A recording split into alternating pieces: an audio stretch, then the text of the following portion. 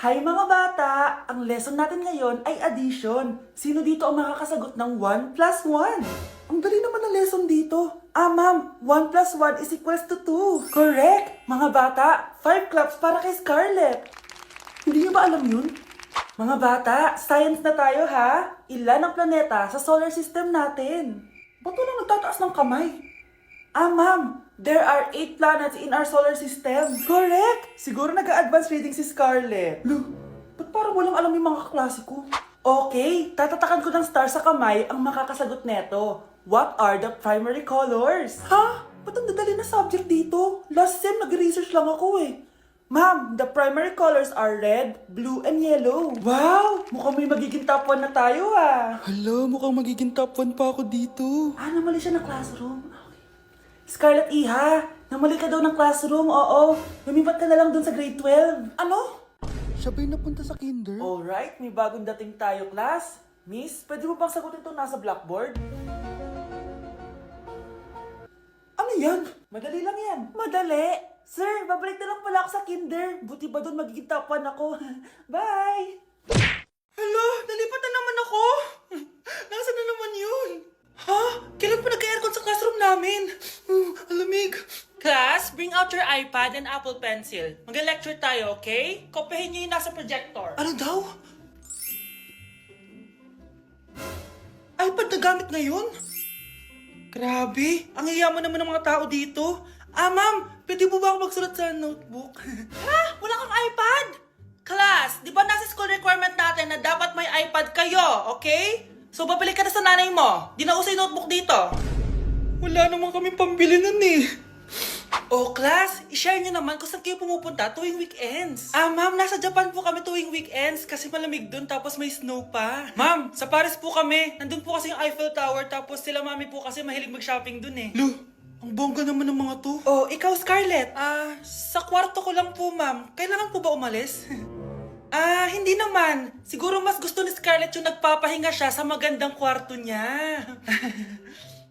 Class, magkukulak ako ng class funds ha? 1,000 each student lang. Ha? 1,000 yung class funds dito? Ma'am, card po yung mode of payment ko. Sure, patap na lang.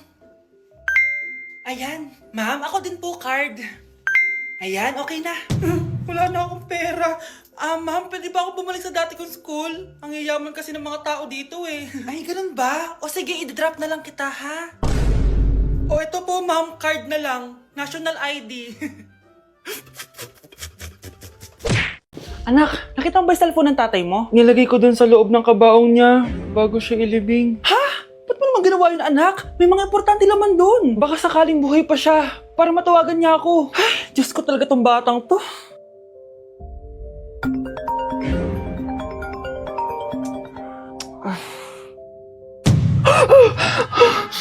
Patawag si tatay. Nay, kailangan natin pumunta sa sementeryo. Tumawag sa akin si tatay. Anak, pwede ba? Wala akong oras makipagbiruan sa'yo. Marami pa ako tatapusin trabaho. Pero nay, Pag di ka pa tumigil, kukunin ko yung cellphone mo. tay, sumagot ka. Alam kong buhay ka. Sa lahat ng pwede kong makita, ikaw pa talaga. Jessica, tinatawagan ko lang tatay ko. Nababaliw ko na talaga, no? Patay na tatay mo, di ba? Baliw. Hindi, buhay siya. Ito tandaan mo. Kapag hindi ka pa tumigil sa kabaliwan mo, susunod ka na sa tatay mo. Sinabihan akong baliw ni Jessica tapos sinaktan niya ako. Totoo naman, di ba? Nabuhay ka. Anak, nabalitaan mo na ba? Ha? Ang alin, Nay? Patay na si Jessica. Natagpuan siyang walang buhay dyan sa may ilog. Ano? Ay, Diyos ko, kawawang bata. Tay, sumagot ka na please. Ikaw! Ikaw ang pumatay sa anak ko! Ano? Siya nga to ng away sa akin eh. Ikaw ang huli niyang kasama. Tandaan mo to. Isusunod kita sa tatay mo. Tay, hindi ko na alam gagawin ko. Sinisisi ako ng nanay ni Jessica sa pagkamatay ng anak niya. Natatakot ako. Anak, yung nanay ni Jessica. Oh, bakit Nay? Pinatay daw. Binitin sa may puno. Ano? Nakakatakot na dito sa barangay natin, anak. Sinong pumapatay sa kanila? Nay, may tao.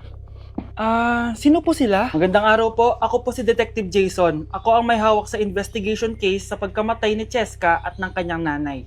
Bakit kayo nandito? Dahil dito.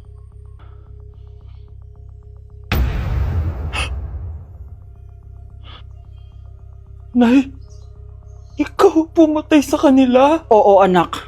Narinig ko lahat ng mga sumbong mo sa tatay mo. Cellphone ni tatay. Pinangako ko sa tatay mo bago siya mamatay na poprotektahan kita kahit makapatay man ako ng tao. Sumama ka sa akin, ma'am, para ma-interview ka namin. Tandaan mo to, anak. Kahit nasa kulungan ako, poprotektahan kita. Tumawag ka lang. Anak, bilan mo ako ng tubig na sa 7-Eleven. Bilis na. 7-Eleven? Ah, sige, Nay. Nay, alis na ako, ah. Ba't may dalang maleta yun? Ano naman trip ng babaeng to? Manonood na nga lang ako. Wow, ganito pala itsura ng airport. Ang ganda. Ganito pala feeling sumakay ng airplane. Eto ba yun, yung 7-Eleven? Teka, anong oras na? Bakit di pa umuwi yung babaeng yun?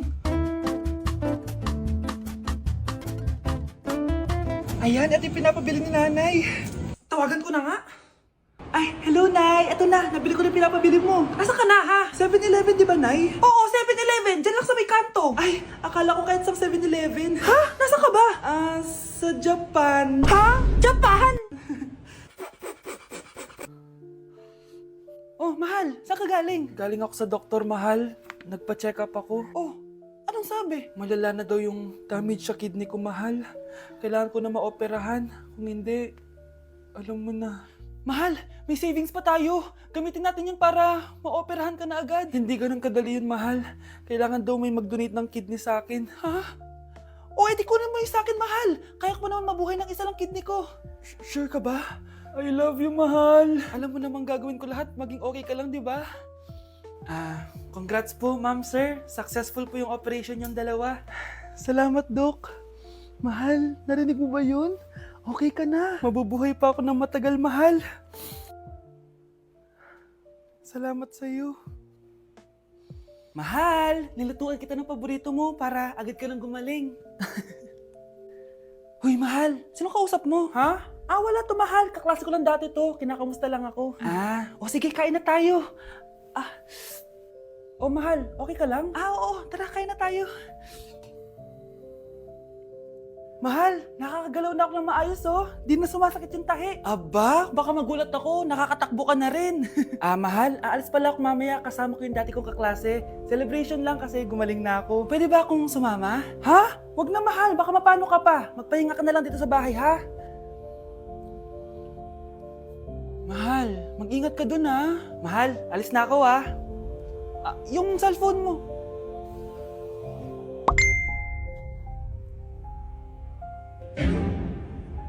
Sino to?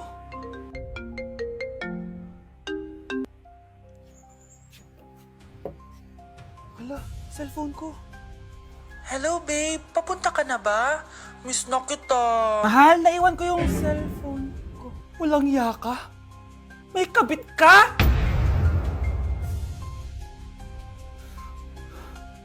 Ayoko talaga sa kanya. Bes, ayan siya, oh, yung pet peeve mo.